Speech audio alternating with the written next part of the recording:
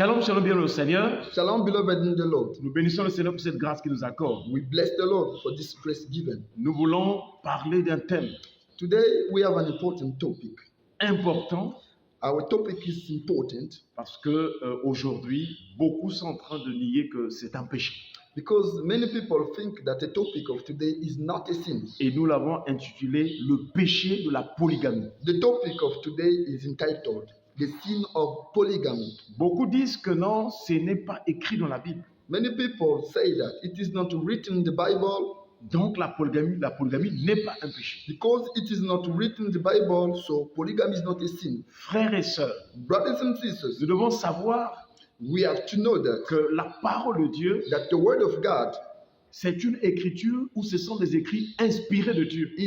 the Bible is written through the inspiration of God. Et Paul dit à Timothée, Paul says in the book of Timothy, ces écritures ou cette écriture inspirée est utile pour enseigner, corriger, convaincre et instruire dans la justice. that the Bible which is written is useful to teach, to instruct, and to correct, to convince. Donc l'inspiration nous rappelle aussi l'esprit ou quelque chose de caché ou qui vient de Dieu pour être expliqué aux hommes. So inspiration refers to the spirit, something that is hidden that must be explained to Donc, people. on peut lire un texte qui est écrit, mais si on ne nous donne pas d'explication, on ne comprendra pas quelle est la pensée du Seigneur. It is not possible to understand something that is written if we do not have the inspiration from God. Remarquez l'eunuque éthiopien, il lisait bien l'écriture à la lettre, mais il ne savait pas qu'il s'agissait de Jésus. Let not forget the man, the Ethiopian man that was reading but didn't know that it was talked about Jesus. Remarquez aussi le roi Belshazzar de Babylone,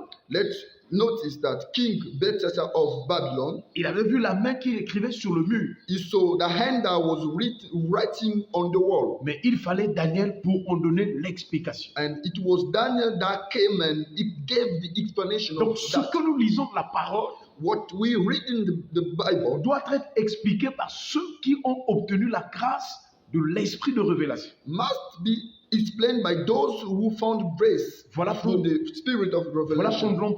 démontrer que la polygamie c'est un péché. That is the reason why we'd like to demonstrate that polygamy is a sin. Dans ce premier sous-thème, In this first subtopic, nous commençons par la vision de Dieu. Comment est-ce que Dieu a commencé la question ou le sujet d'union ou du mariage? we'd like to see the vision of God talking about union or marriages. Mais déjà, nous rappelons que, à titre de définition ou définitionnel, la polygamie veut dire, on dirait, une situation d'un polygame.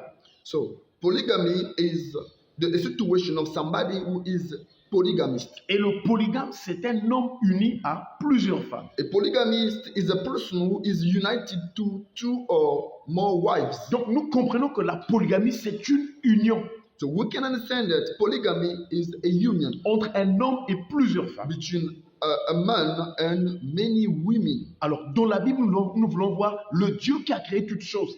Comment est-ce que Dieu a créé l'union ou les unions? So we'd like to see in the Bible the God who created everything, how he conceives Si union. nous trouvons la Bible dans la création au début, au commencement, si Dieu a créé deux choses unies à une seule, là nous pouvons dire que la polygamie est biblique. Et j'allais dire, n'est pas un péché parce que dès le commencement, avant même la chute du péché, Dieu avait déjà fait cela. So we will see from the beginning if God created one thing united to two things or not, so that we can have a conclusion if polygamy is a sin or not. Et nous devons savoir que dans la Bible, nous avons au moins trois grandes périodes. We can understand in the Bible there are three periods. Il y a la période de la création, donc le commencement où le péché n'était pas encore entré dans le monde. The first period in the Bible is the beginning, the creation, where there was no sin. La Bible déclare que voici tout ce que Dieu avait créé était très bon parce que il n'y avait pas de péché. The Bible says that everything God created was good because there was no sin. Alors si nous trouvons la polygamie au moment où le péché n'était pas encore entré, donc nous dirons que la polygamie n'est pas un péché. Mais si elle vient après la période du péché ou dans la période du péché, c'est que c'est un péché. If we could see polygamy when there was no sin, we can say that polygamy is good. But if polygamy appears when there had been sin, we can say that it is a sin. Donc il y a la période avant, avant que le péché entre le monde, que nous appelons, les choses étaient très bonnes. Très bonnes. There is a period when everything was okay because there was no sin. Il y a une autre période, donc la deuxième période, où l'homme va tomber dans le péché, et par le péché, la mort va s'étendre sur les hommes. There is the second period when the man had fallen in sin. Or, nous savons que le but que le diable voulait atteindre, c'est d'emmener l'homme à se rebeller contre Dieu, que l'homme fasse des choix, prenne des décisions selon lui-même, selon son raisonnement humain.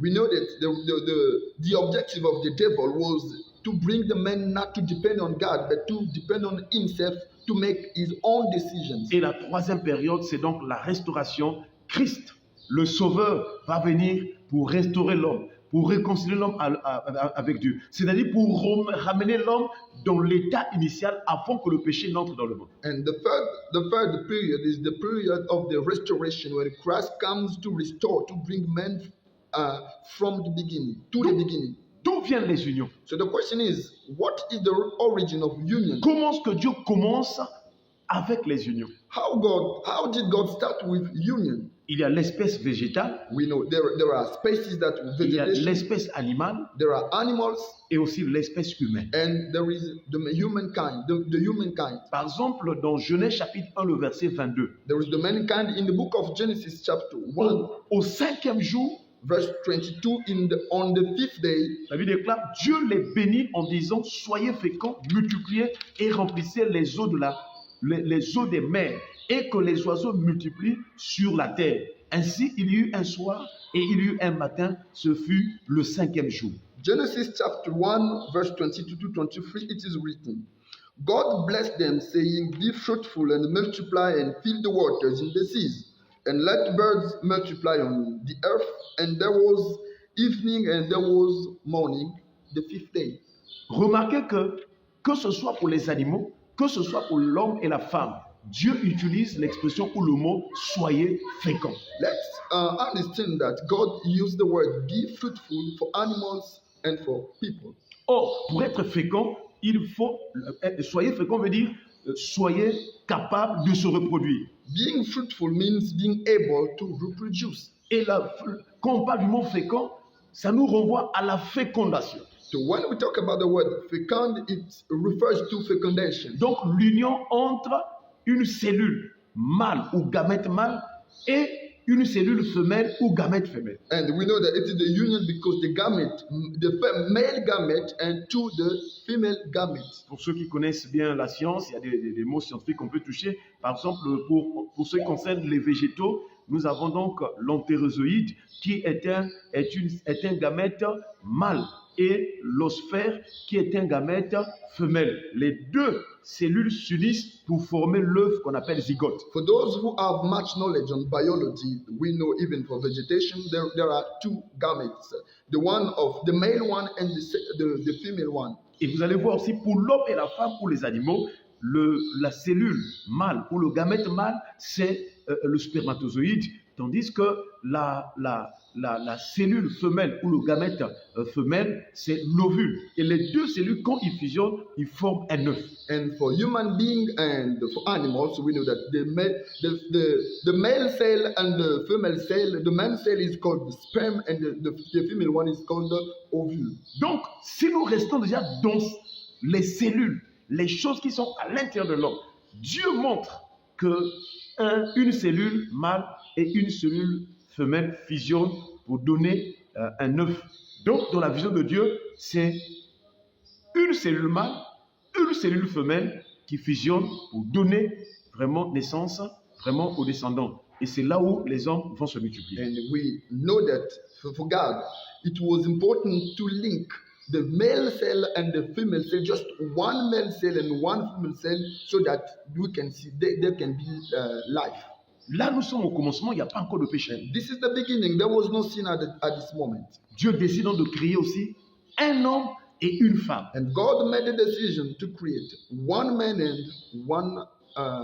woman. Parce que Dieu parle de la fécondation où il y a une cellule femelle et une cellule mâle qui fusionnent. Et quand il crée l'homme et la femme, il crée un homme et une femme. When God made the mankind, He created a single man for a single woman. Si Dieu avait voulu qu'il y ait la polygamie, même avec les cellules, il aurait dit que pour qu'il y ait fécondation, il faut qu'il y ait deux cellules mâles avec une cellule femelle ou bien deux cellules femelles avec une cellule mâle. Mais déjà, là, il enseigne. Et aussi, physiquement, quand il crée l'homme et la femme, il est fort.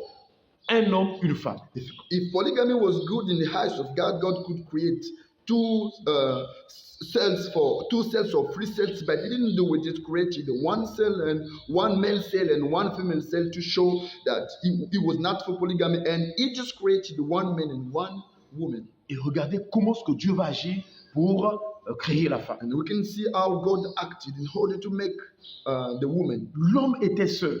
The man was alone. Dieu prend comme un projet.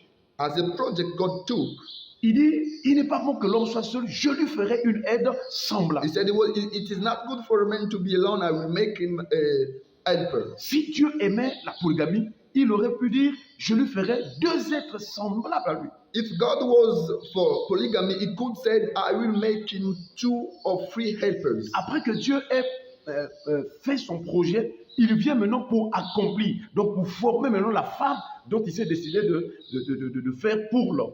After God made the project, He made the project in practice and made one man and one woman. Et il fit tomber un profond sommeil sur l'homme. And after he